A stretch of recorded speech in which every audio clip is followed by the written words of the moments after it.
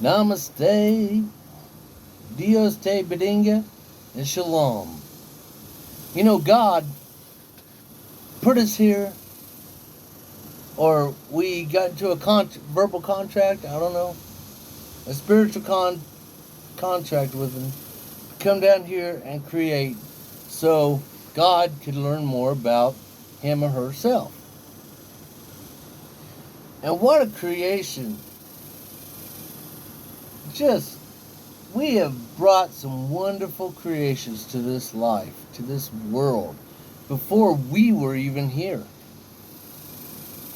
And I can't think of one any better than the one I've been promoting for the last few weeks. Because I got to thinking, what moves me? You know, a great performance. I don't care if it's Sade, Enya, Spyro Gyra,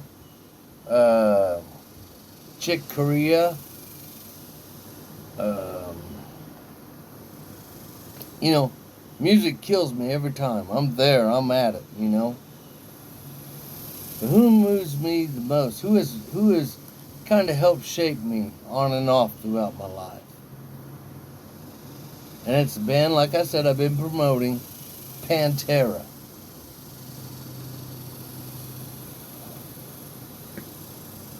You know what? A lot of people are like, ooh, Korn is harder, Slipknot is harder. No, they use all sorts of different rings of bells to get their music across.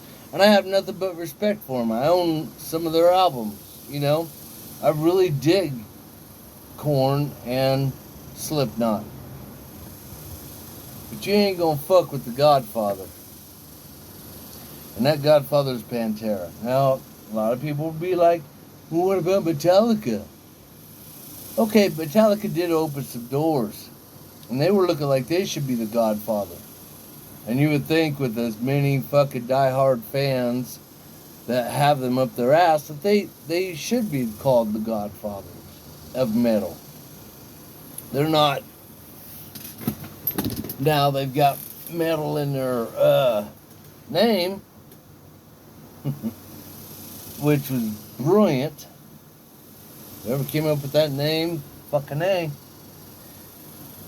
But once you get past And Justice for All, nah, man, that ship done sailed. You want to talk about a band that came out hard and left harder? There's only two bands that I could think of. Judas Priest, Pantera, with a third being Megadeth. Because no one was faster or better or fucking awesomer than Megadeth, except Pantera. I figured after Cowboys from Hell came out, not too long after that, Painkiller came out from Judas Priest. And I thought Judas Priest heard Pantera and said, fuck it, we gotta up our game. Don't know if that's true or not. I'd have to talk with Mr. Halford. But it sure seemed like it. Because the album before, Ram It Down, sucked ass. But anyway, talk about a band without an album that sucked.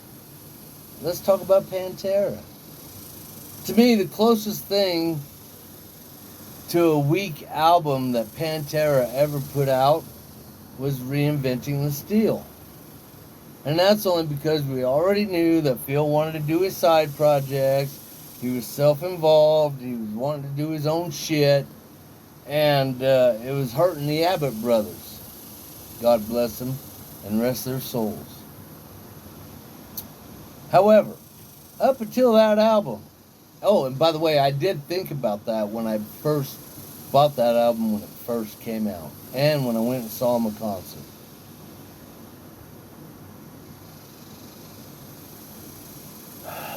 There wasn't a weak album out there. They came in heavy and left heavy. And in some instances, heavier than any shit I've ever heard. Now y'all can fucking sit there and dictate Slayer. Slayer is a different genre. Or maybe not. Maybe it is right there with Megadeth or whatever.